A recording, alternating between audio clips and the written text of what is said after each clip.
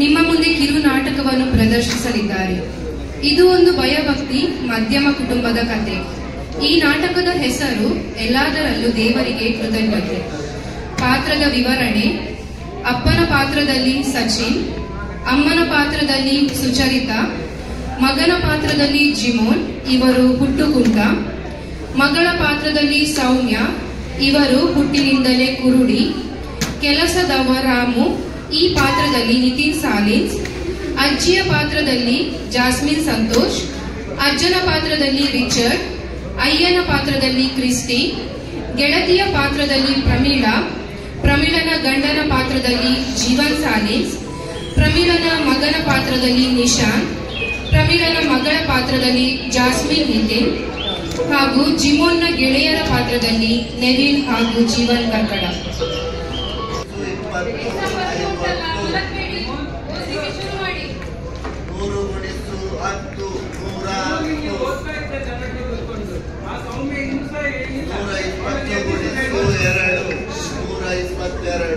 Ramu uncle, Ramu uncle.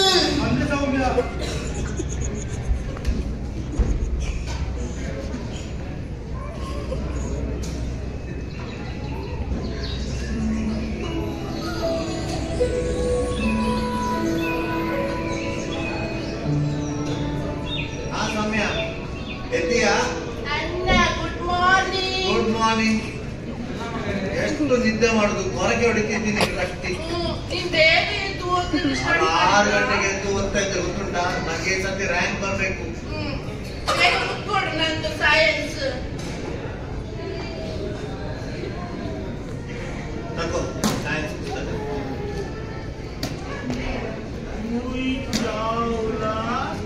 ಮಂಗಳೂರಿಗೆ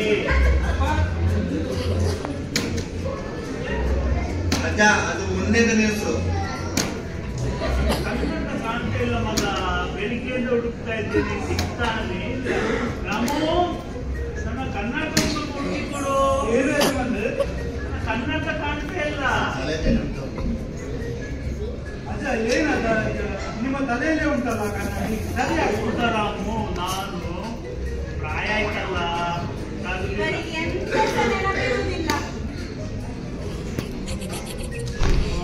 ಇದು ಬೇರೆ ನ್ಯೂಸ್. ಲಾಲಿ ಚಾಯ್ವಾಲ ಮಂಗಳೂರಿಗೆ. ಅಬುದಾಬಿ ಕನ್ನಡ ಸಭೆ 25ನೇ ವಾರ್ಷಿಕೋತ್ಸವ ಸಮಾರಂಭ. ಸನ್ನಿಯಣ್ಣ ಅಬುದಾಬಿಗೆ. ಸನ್ನಿ ಅಂಕಿಲು ಚಾಕ್ಲೇಟ್ ಅಂಗಡಿ ಅವ್ರು ಚಾಕ್ಲೇಟ್ ತರಲಿಲ್ಲ ಈ ಸತಿ. ಕೊಡ್ತಾರೆ, ನನಗೆ ಗೊತ್ತುಂಟು. ಅಲ್ಲಯ್ಯ, ಎಷ್ಟು ಹೊತ್ತಾಯ್ತೀಯ ಬೆಳಿಗ್ಗೆ ಚಾಯಲ್ಲಿ?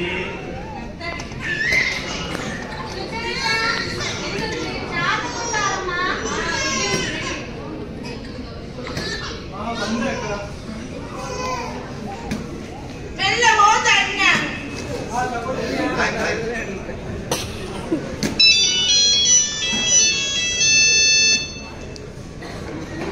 Mummy phone, mummy phone.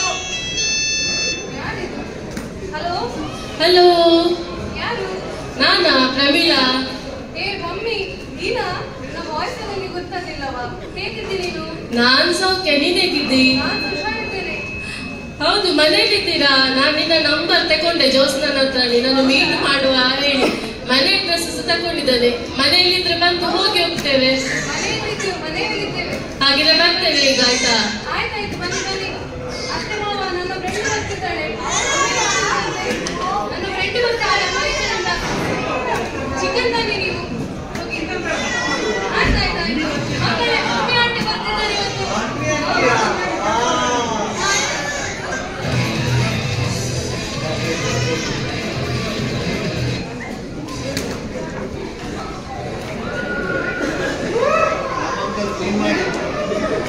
ಬರ್ತಿದ್ದಾರೆ. ಅಣ್ಣ ನಂಗೆ ಮಾತ್ರ ಚಾಕ್ಲೇಟ್, ನಿಂಗಿಲ್ಲ. ನೀನ್ ತಿನ್ಲಿಕ್ಕಿಲ್ಲ. ಕೊಡ್ತಾವಲ್ಲ ಬಿಟ್ಟು ನಾನು ಆಯ್ತು ಆಯ್ತು. ಅಮ್ಮೇನಿಂದ ಬಿನ್ಸ. ಗೊತ್ತಿರಲಿಲ್ಲ, ನನ್ನ ಫ್ರೆಂಡ್ ಬರ್ತಾರೆ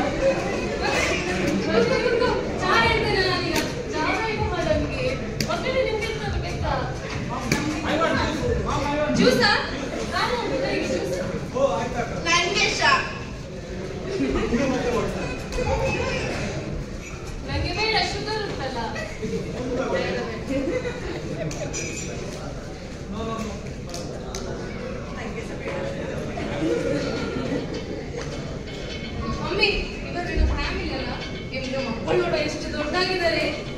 ಹೌದಾ? ಇವತ್ತು ನನ್ನ ಹಸ್ಬೆಂಡ್ ಅವರು ಈಗ ದೊಡ್ಡ ಬಿಸ್ನೆಸ್ ಮ್ಯಾನ್ ಆಯ್ತಾ. ಅದು ನನ್ನ ದೊಡ್ಡ ಮಗ. ಅವರಿಗೆ ಡಿಗ್ರಿ ಮುಗಿಸಿ ಈಗ ಜರ್ಮನಿಗೆ ಹೋಗ್ಲಿಕ್ಕೆ ಹೈಯರ್ ಸ್ಟಡೀಸ್. ಅದು ನನ್ನ ಮಗಳು ಈಗ 7th ಸ್ಟ್ಯಾಂಡರ್ಡ್ ಅಷ್ಟೇ. ಕಲೀಲಿಕ್ಕೆ ಹಾಗೆ ಸ್ವಲ್ಪ ಸ್ಪೋರ್ಟ್ಸ್ ಅಲ್ಲೆಲ್ಲ ಬೈಕ್ ಕಟ್ತಾಳೆ, ಬೈಕ್ ತರ ಓಡ್ತಾಳೆ ಎಲ್ಲ. ಹೌದಾ? ಇದ್ಯಾರು ನಿನ್ನ ಅತ್ತೆ ಮಾವ? ಹೌದು, ಇವಾಗ ನನ್ನ ಅತ್ತೆ ಮಾವ. ಸಲಾಮ್ ಅಂಕಲ್, ಸಲಾಮ್ ಆಂಟಿ. ಅದು ಈಗ 25th ಆನಿವರ್ಸರಿ ಅಲ್ಲ ಅಬುದಾಬಿ ಚರ್ಚಿದು, ಹಾಗೆ ಗೆಸ್ಟ್ ಆಗಿ ಕರೆದಿದ್ದಾರೆ. ಹಾಗೆ ನಾವು ಬಂದದ್ದು. ಹಾಗೆ ನಾವು ಬೇರೆಲ್ಲ ಕಂಟ್ರಿಗೆ ಹೋಗ್ತಾ ಇರ್ತೇವೆ. ಅವತ್ತು ಜಾಸ್ಮಿನ್ ಅವರು ಜಾನ್ಸಿಗೆಲ್ಲ ಹೋಗಿದ್ದಾರಲ್ಲ, ಹಾಗೆ ನಾವು ಸಹ ಹೋಗ್ತಾ ಇರ್ತೇವೆ. ಹಾಗೆ ಅಬುದಾಬಿ ತಿರುಗಿ ಹೋಗ್ಬರ್ತೇವೆ. ಒಳ್ಳೇದಾಯ್ತಲ್ಲ, ಖುಷಿ ಆಯ್ತು ನಿನ್ನ ನೋಡಿ.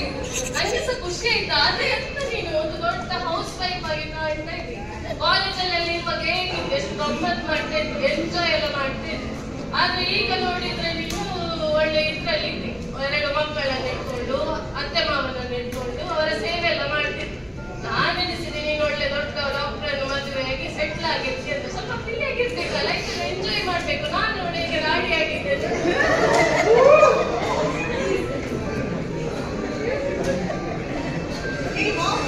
She's blind. Hey, look, he's dead. He can't walk.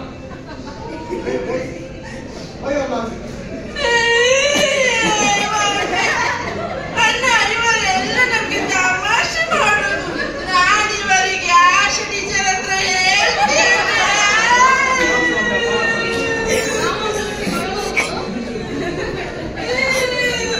ಸ್ವಾಮಿ, ನನ್ನನ್ನು ಬಿಟ್ಟು ಹೋಗ್ಬೇಡ ನೀನು. ಮಮ್ಮಿ, ನೀನೆಂತ ಎನಿಸಿದ್ದಿ? ನಾನು ನನ್ನ ಲೈಫಲ್ಲಿ ಎಂಜಾಯ್ ಮಾಡ್ತಿಲ್ಲ ಅಂತ ಎನಿಸಿದ್ದೀಯಾ? ದೇವರ ಕೃಪೆ, ನನಗೆ ಒಳ್ಳೆ ಗಂಡ, ಒಳ್ಳೆ ಅತ್ತೆ ಮಾವ, ಮುದ್ದಿನಂತೆ 2 ಮಕ್ಕಳಿದ್ದಾರೆ. ಅವರ ಅಂಗವಿಕಲರಾಗಿರ್ಬೋದು, ಆದ್ರೆ ನನಗೆ ಅದರದ್ದೊಂದು ಕೊರಗಿಲ್ಲ. ಅವರ ಬಗ್ಗೆ ಹೆಮ್ಮೆ ಉಂಟು. ಮತ್ತೆ ನಾನು ಯಾವುದರಲ್ಲಿ ಸಹ ಇಲ್ಲ. ನಾನು ನನ್ನ ಸಮಯ ಕಳೆಯುವುದೇ ನನ್ನ ಫ್ಯಾಮಿಲಿ ಜೊತೆ. ನನ್ನ ಫ್ಯಾಮಿಲಿ ಜೊತೆ ಸಮಯ ಕಳೆದ ನಂತರ ನಾನು ಕಳೆಯುವ ಸಮಯವೇ ನನ್ನ ದೇವರ ಜೊತೆ, ಯೇಸು ಸ್ವಾಮಿ ಜೊತೆ. ಅವರೇ ನನ್ನ ಕಂಫರ್ಟರ್, ಅವರೇ ನನ್ನ ಗುರಾಣಿ. ಮುಖ್ಯವಾಗಿ ಅವರೇ ನನಗೆ ಸಮಾಧಾನ ಕೊಡುವವರು. ಇನ್ನು ನನಗೆ ಎನಿಸಬೇಕು, ನೀನು ಹಾಗೆ ಎನಿಸಬೇಡ ಆಯ್ತಾ, ನಾನು ಖುಷಿಯಲ್ಲಿಲ್ಲ ಅಂತೇಳಿ. ಆಕ್ಚುಲಿ ನಾನು ಎಲ್ಲರಿಗಿಂತ ತುಂಬಾ ಖುಷಿಯಲ್ಲಿದ್ದೇನೆ. ಇಲ್ಲಿ ಮಮ್ಮಿ, ನಾವೀಗ ತಿಂದು ಬಾ. ಅದಿರ್ಲಿ,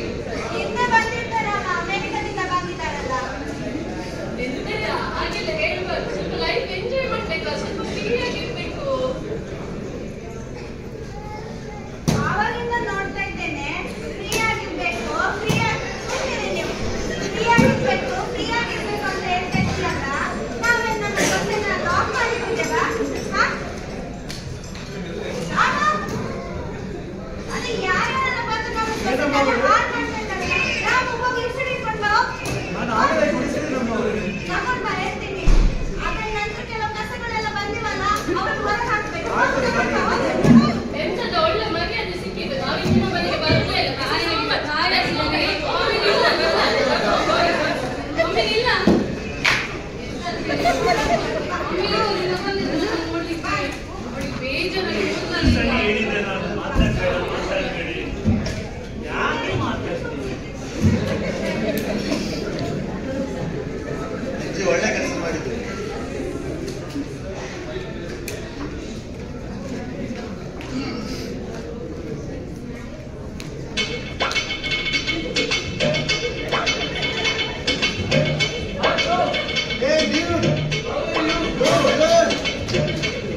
ಖುಷಿ ಆಯ್ತು ನಿಮ್ಮನ್ನು ನೋಡಿ. ಬಲ್ಲಿ ಬಳಿ ಕುತ್ಕೊಳ್ಳಿ. ನಾನು ಓದ್ತಾ ಇದ್ದೆ, ನೀವು ಓದಿದ್ರಾ? ಎಲ್ಲ ಕಾಪಿ ಹೊಡೆದೆ. ಸರಿ, ಕಾಪಿ ಮಾಡಿದ್ರಲ್ಲ? ಎಲ್ಲ ಕಾಪಿ ಹೊಡೆದೆ. ಹಾಗಾಗಿ ಈ ಸರ್ತಿ ನಿಮಗೆ ಸರ್ ರ್ಯಾಂಕ್ ಆಗಲ್ಲ. ರ್ಯಾಂಕ್ ತೆಗಿಲೇ ಇಲ್ಲ. Thank you sir. ಚಾಯ್ ಎಲ್ಲ ಕುಡಿತೀರಾ? ಚಾಯ್ ಸರ್. ರಾಮಣ್ಣ, ಇದು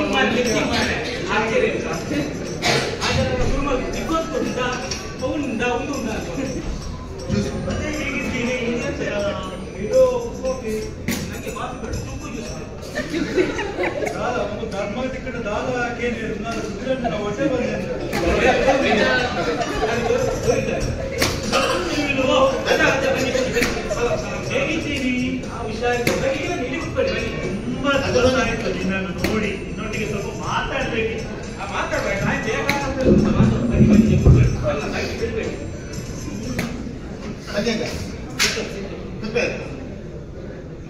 ಮತ್ತೆ ಏನ್ ಸಮಾಚಾರ? ಪಪ್ಪ ಎಲ್ಲ ಹೇಗಿದ್ದಾರೆ? ತೊಂದರೆ ಇಲ್ಲ. ಸ್ಟೋರ್ ಎಲ್ಲ ಹೇಗುಂಟು ಪಪ್ಪದು? ಮೆಡಿಕಲ್ ಸ್ಟೋರ್ ಬಿಸ್ನೆಸ್ ಕೈ ಹಾಕೋತೀನಿ ಲಾಸ್ಟಲ್ಲಿ ಉಂಟಾ? ಆರಾಮನ ಶುರು ಮಾಡ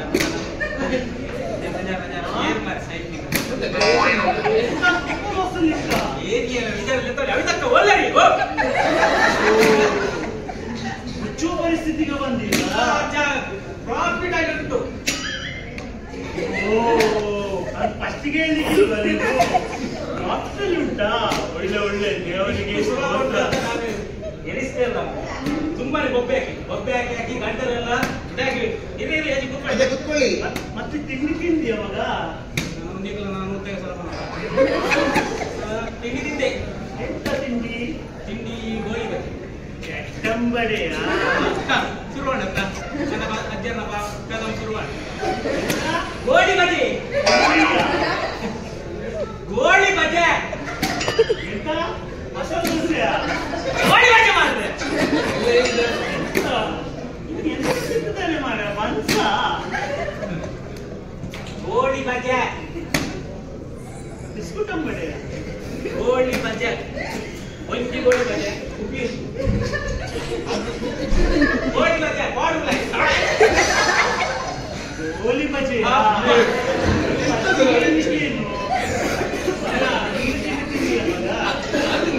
ಎಂತ ಮಗ? ನನಗೆ ಸಜ್ಜಿಗೆ ಬಜ್ಜಿಲ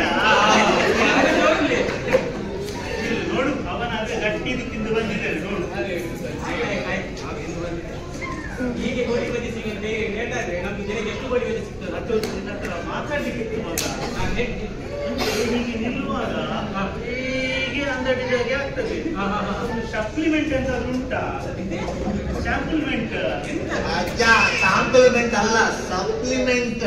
ಅದೇ ಅವನು ಹೇಳಲ್ಲ, ಉಂಟಾ ಮೆಡಿಕಲ್ ಸ್ಟೋರ್ ಅಲ್ಲಿ?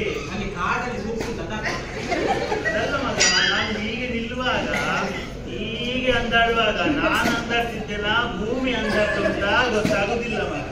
ನಿಮ್ಗೆ ಎಂತ ಬೇಕೀಗ? ಅದೇ ಸಪ್ಲಿಮೆಂಟ್. ಸಪ್ಲಿಮೆಂಟ್ ಮಸಾಜ್ ಮಾಡ್ಲಿಕ್ಕೆ ತೈಲ. ತೈಲ ಅದೇ ಓಕೆ ಸುಮಾರು ಅದೇ ಅವನ ಸುಧೀರ್ಗೆ ಹೇಳು, ಅವನಿಗೆ ಗೊತ್ತುಂಟು ಆಯ್ತಾ? ಕಳಿಸ್ಲಿಕ್ಕೆ ಹೇಳು. ಹೇಳ್ತೇನೆ. ಆಯ್ತು. ನೀವೇ ಮೆಡಿಸಿನ್ ಮಾಡ್ಬೇಕು. ಅದು ನಿಮಗೆ ಬೇಕಾದ್ರೆ ಈ ಕಾಯಿಲೆ ಹೌದು, ಕ್ಲಾಸ್ ಮತ್ತೆ ಸಂತೋಷ ತಗೊಂಡಿದ್ದಾರಂತೆಲ್ಲ ಸ್ಟೋರಿಂದ. ಅವರೇ ಪೂರ್ತಿಗೆ ಗಟ್ಟಿದ್ದಾರೆ ಈಗ. ಯಾಕೆ ಅವರಿಗೆ ಯಾಕೆ ಗೊತ್ತಿಲ್ಲ, ತಗೊಂಡಿದ್ದಾರಲ್ಲ. ಆಯ್ತು, ನೀವೇ ಟೆನ್ಷನ್ ಮಾಡಬೇಡಿ. ನಿಮ್ಗೆ ತೈಲ ಅಲ್ಲ, ಯಾವುದೆಲ್ಲ ತೈಲ ಉಂಟು ಎಲ್ಲ ತಂದು ಕೊಡುತ್ತೆ. ಡೈಲಿ ಮಾಲಿಶ್ ಮಾಡಿ. ಓಕೆ, ನಾನು 50 ಸಲ ಬೇಕಾದ್ರೆ ಕಳಿಸ್ತೇನೆ ಮಾಲಿಶ್ ಮಾಡಿ. ಆಯ್ತು ಪ್ರಾಯ ಯಾರನ್ನು ಕಳಿಸ್ತೀರಿ? ಅದು ಇವರು ಆಯ್ತು. ಮುಂಚೆನೆ ನೋಡಿ ದೊಡ್ಡ ಮಿಂಚೆ ಆಯ್ತು ಮಗ. ಎಕ್ಸಾಮ್ ಹೊರಡ್ತೇವೆ. ಮತ್ತೆ ಅಲ್ಲಿ ಊಟ ಸಹ ಮಾಡ್ಕೊಂಡು ಊಟ ಮಾಡ್ಲಿಕ್ಕೆ ಬರ್ತೇವೆ. ಆಯ್ತಾ? ರಸ್ತೆ ತಗೊಳ್ಳಿಕ್ಕೆ ಬಂದಿದ್ದಾರೆ. ಇಲ್ಲಿ ಬೇಡ. ಇನ್ನು ಬಂದು ಯಾರಂತ ಗೋಳಿ ಬಜ್ಜಿ.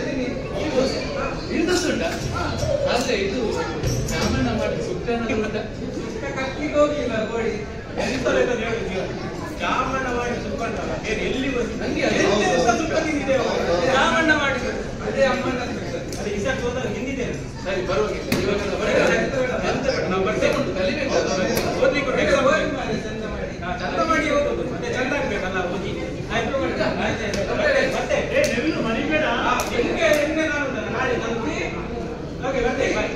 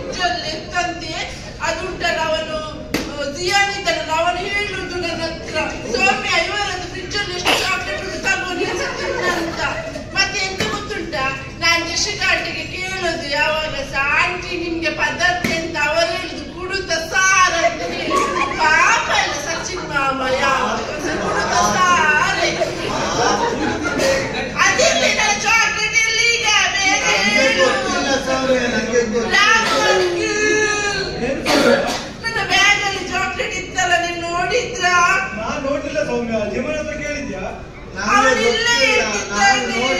ಹಾಗಾದ್ರೆ ಅವನ ಫ್ರೆಂಡ್ಸ್ ನೆವಿಲ್ ಮತ್ತು ಜೀವನ್ ಬಂದಿದ್ದಲ್ಲ.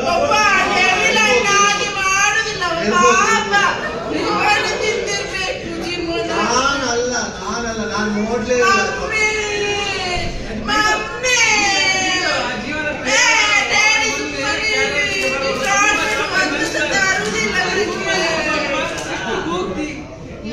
ಸೌಮ್ಯ ಮಮ್ಮಿ ನನ್ನ ಚಾಕ್ಲೇಟ್ ಇದ್ದೆಲ್ಲ ಬ್ಯಾಗ್ ಅಲ್ಲಿ ನಿನ್ನ ಚಚ್ಚಲಿ ಜೊಸಿ ಕಟ್ಟಿ ಕೊಟ್ಟಿದ್ರಲ್ಲ ಇಲ್ಲ ನೋಡಿ ನಂಗೆ ನನಗೆ ಗೊತ್ತಿಲ್ಲ ಮಮ್ಮಿ, ನಾನು ನೋಡ್ಲೇ ಇಲ್ಲ.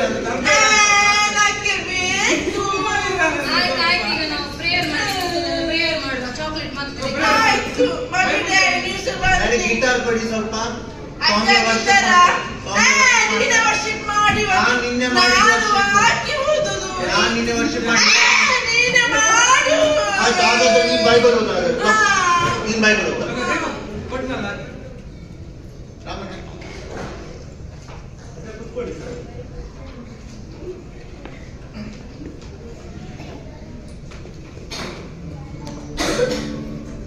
धन्यवाद के साथ भी गाऊंगा हे यीशु मेरे खुदा, उपकार तेरे हैं बेशुमार, कोटि कोटि स्तुति धन्यवाद, कोटि कोटि स्तुति धन्यवाद.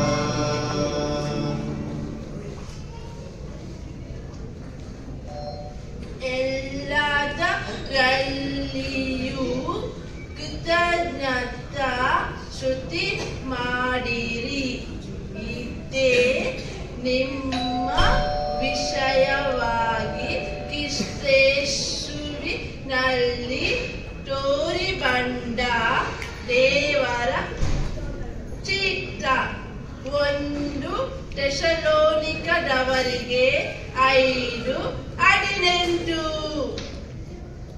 ನಾವು ಪ್ರಾರ್ಥನೆ ಮಾಡುವ. ತಂದೆಯಾದ ದೇವರೇ, ಸ್ವಾಮಿ, ಈ ಸಾಯಂಕಾಲಕ್ಕಾಗಿ ಸ್ತೋತ್ರ. ನಮ್ಮ ಕುಟುಂಬವನ್ನು ನೀನು ಆಶೀರ್ವದಿಸಿ ನಡೆಸಕ್ಕಾಗಿ ನಿನಗೆ ಸ್ತೋತ್ರ. ನಮಗೆ ದಯಪಾಲಿಸಂತ ಇಬ್ಬರು ಮೊಮ್ಮಕ್ಕಳು ನಿನ್ನ ಹಸ್ತಿಗೆ ಒಪ್ಪಿಸಿಕೊಟ್ಟಿದ್ದೇನೆ ಸ್ವಾಮಿ. ಅವರನ್ನು ನೀನು ಬಲಪಡಿಸಿ ನಡೆಸು, ಅವರನ್ನು ನಿನ್ನ ವಾಕ್ಯದಲ್ಲಿ ಬೆಳೆಸು. ಹೌದು ಸ್ವಾಮಿ, ಎಲ್ಲವೂ ನಿನ್ನ ಹಸ್ತಿಗೆ ಒಪ್ಪಿಸಿಕೊಟ್ಟಿದ್ದೇನೆ ಸ್ವಾಮಿ. ಆಮೇಲೆ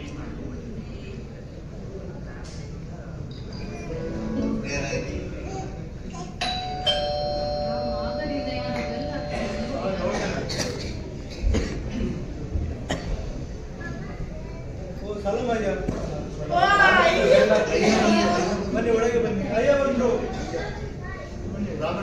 ಇದು ಗಿಟಾರ್ ಒಳಗೆ ಕೃಷ್ಣಯ್ಯ, ಹೇಗಿದ್ದೀರಿ? ಸಲಾಮಯ್ಯ, ಹೇಗಿದ್ದೀರಿ? ಶಾಲಮಯ್ಯ.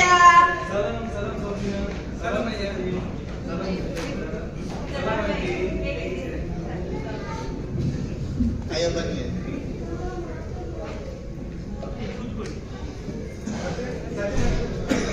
ಹೇಗೆ ನಡೀತೋದೆಲ್ಲ ಕೆಲಸ ಎಲ್ಲ ಹೇಗೆ? ತೊಂದ್ರೆ ಇಲ್ಲ ಅಯ್ಯ, ದೇವಾಲಯದಿಂದ ಎಲ್ಲ ಒಳ್ಳೆಯದಲ್ಲಿ ನಡೀತಾ ಉಂಟು. ಬನ್ನಿ, ಚಾ ಕುಡಿ ಬನ್ನಿ. ನಾನು ಈಗಷ್ಟೇ ನಮ್ಮ ವೈಸ್ ಚೇರ್ಮನ್ ಕರೆದಿದ್ರು. ಅವರ ಮನೆಯಲ್ಲಿ ಅಲಿಸವ್ರ ಮನೆಗೆ ಹೋಗಿ ಎಲ್ಲ ಸೀರೆ ಎಲ್ಲ ತಿಂದು ಹೊಟ್ಟೆ ತುಂಬ ತಿಂದು ಬಂತು. ಇಲ್ಲಿ ನಿನ್ನೆದು ನೀರ್ದೋಷ ಉಂಟಯ್ಯ. ಫುಲ್ಲಾಗಿದೆ. ಬನ್ನಿ ಅಯ್ಯ, ಕುತ್ಕೊಳ್ಳಿ.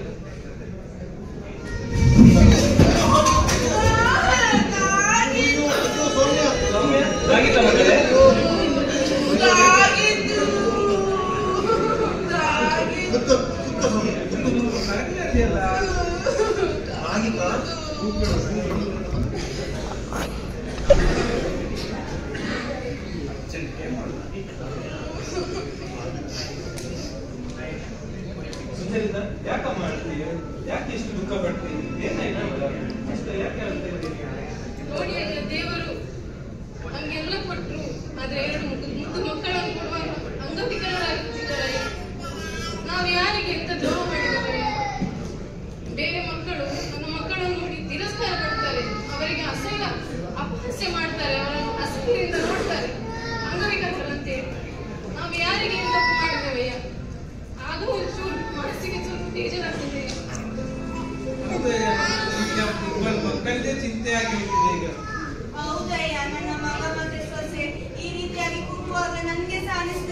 ಯಾಕೆ ದೇವರು ನಮ್ಗೆ ಈ ಕಷ್ಟ ಕೊಟ್ಟಿ ಅಂತೇಳಿ ಇದಕ್ಕೆ ಉತ್ತರ ಇಲ್ಲ ಅಯ್ಯ.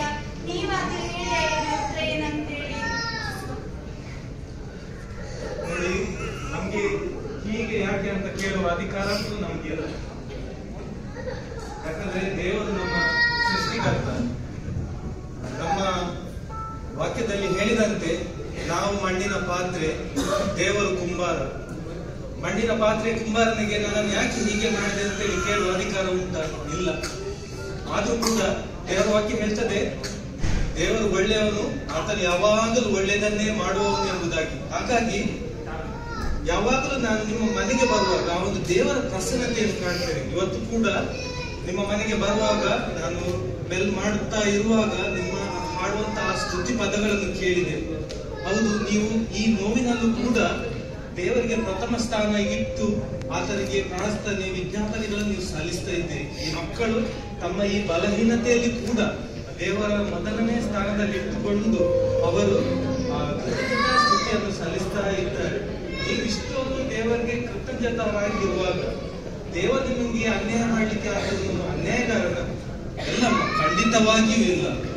ಒಂದು ದಿನ ಬರ್ತದೆ, ನಿಮ್ಮ ಮಕ್ಕಳು ಉನ್ನತ ಸ್ಥಾನಕ್ಕೆ ಬರ್ತಾರೆ. ನಿಮ್ಮ ಮಕ್ಕಳಂತಲ್ಲ, ಬೆಳಕಿಗೆ ಬಂದುಂಟಲ್ಲ, ಒಂದು ದೊಡ್ಡ ಮಾದರಿಯಾಗಿ ಇಲ್ಲಿ ಇರ್ತಾರೆ. ಯಾಕಂತ ಹೇಳಿದ್ರೆ ಲೋಕದಲ್ಲಿ ಎಲ್ಲರಿಗೆ ಆರೋಗ್ಯ ಐಶ್ವರ್ಯ ಎಲ್ಲ ಉಂಟು ನೋಡಿ, ಆದ್ರೆ ಅವರು ದೇವರಿಂದ ದೂರ ಹೋಗಿದ್ದಾರೆ. ಆದ್ರೆ ನಿಮ್ಮ ಮಕ್ಕಳು ನೋಡಿ, ಅವರಿಗೆ ಬಲಹೀನತೆ ಇರ್ಬೋದು, ಅಂಗವಿಕಲತೆ ಇರ್ಬೋದು, ಅವರಿಗೆ ಕೊರತೆ ಇರ್ಬೋದು, ಆದ್ರೆ ಅವರು ದೇವರನ್ನು ಮುಂದೆ ಇಟ್ಟು ಪ್ರತಿಯೊಂದರಲ್ಲಿ ಅವರು ದೇವರಿಗೆ ಕೃತಜ್ಞತಾ ಸ್ತುತಿಯನ್ನು ಸಲ್ಲಿಸ್ತಾ ಇದ್ದಾರೆ, ಪ್ರಾರ್ಥನೆ ಮಾಡ್ತಿದ್ದಾರೆ. ಹಾಗಾಗಿ ಅಮ್ಮ, ನೀವೇನು ಚಿಂತೆ ಮಾಡ್ಲಿಕ್ಕೆ ಹೋಗ್ಬೇಡಿ. ಒಂದು ಒಳ್ಳೆಯ ಸಮಯ ಬರುವಾಗ ದೇವರು ನಿಮ್ಮ ಮಕ್ಕಳನ್ನು ಮುಂದೆ ತರ್ತಾರೆ. ಚಿಂತೆ ಮಾಡಬೇಡಿ, ಆಯ್ತಾ? ಹೌದಮ್ಮ, ನೀವು ಯಾಕೆ ಚಿಂತೆ ಮಾಡ್ತೀರಾ? ದೇವರು ನಮ್ಮೊಟ್ಟಿಗೆ ಇದ್ದಾರಲ್ಲ, ನೀವು ಚಿಂತೆ ಮಾಡಬೇಡಿ. ಮತ್ತೆ ದೇವರ ವಾಕ್ಯ ಹೀಗೆ ಹೇಳ್ತದೆ, 1 ಥೆಸಲೋನಿಕ 5:16-18 ಏನ್ ಹೇಳ್ತದೆ ಗೊತ್ತಾ? ನಾನು ಹೇಳ್ತೇನೆ. ಓಕೆ, ಹೇಳು ಸೌಮ್ಯ. ಯಾವಾಗಲೂ ಸಂತೋಷಿಸಿರಿ. ಅಯ್ಯೋ, ಎಡಬಿಡದೆ ಪ್ರಾರ್ಥಿಸಿರಿ. ಸರಿ ಜಿಮೋನ್. ಮತ್ತೆ ಹೀಗೆ ಹೇಳ್ತದೆ, ಎಲ್ಲದರಲ್ಲಿಯೂ ಕೃತಜ್ಞತಾ ಸ್ತುತಿಯನ್ನು ಸಲ್ಲಿಸಿರಿ. ಇದೇ ನಿಮ್ಮ ವಿಷಯವಾಗಿ ಕ್ರಿಸ್ತನಲ್ಲಿ ತೋರಿ ಬಂದ ದೇವರ ಚಿತ್ತ. ಜಿಮೋನ್, ಸೌಮ್ಯ, ಮಕ್ಕಳೇ, ನೀವು ಕೂಡ ದೇವರು ನಿಮ್ಮ ಜೀವಿತದಲ್ಲಿ ಒಂದು ಉನ್ನತವಾದ ಆಲೋಚನೆಯನ್ನು ನಿಮ್ಮ ವಿಷಯವಾಗಿ ಇಟ್ಟಿದ್ದಾನೆ ಎಂಬುದಾಗಿ ನೀವು ನಂಬ್ತೀರಾ? Life in gratitude to God. ಪ್ರಿಯರೇ, ನಮ್ಮ ನಿಜ ಜೀವಿತದಲ್ಲೂ ಅನೇಕ ವಿಷಯಗಳು ಅಂಗವಿಕಲತೆಯಂತೆ ನಮ್ಮನ್ನು ಕುಗ್ಗಿಸುವಂತದ್ದಾಗಿರುತ್ತದೆ. ಆದರೆ ಯಾವುದೇ ಪರಿಸ್ಥಿತಿ ಇದ್ದರೂ ದೇವರಿಗೆ ಕೃತಜ್ಞತೆ ಸಲ್ಲಿಸುವಂತದನ್ನು ನಾವು ಎಂದಿಗೂ ಮರೆಯಬಾರದು ಎಂಬುದಾಗಿ ನಮ್ಮ ಪ್ರಿಯ ಸಭೆಯವರು ಈ ಕಿರು ನಾಟಕದ ಮೂಲಕ ತಿಳಿಸಿಕೊಟ್ಟಿರುತ್ತಾರೆ. Thank you.